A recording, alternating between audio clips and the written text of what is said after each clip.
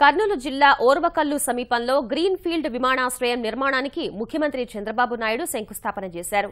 1010 ఎకరాల్లో 120 కోట్లతో విమానాశ్రయాన్ని నిర్మించనున్నారు.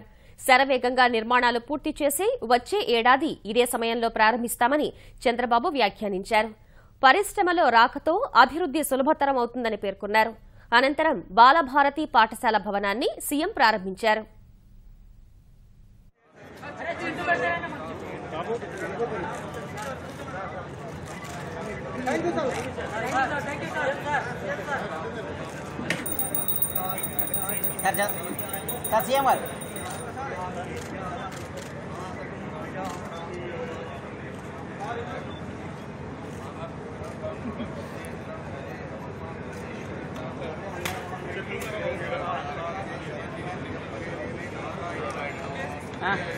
మంచి పొజిషన్లో ఉండాలి. మంచి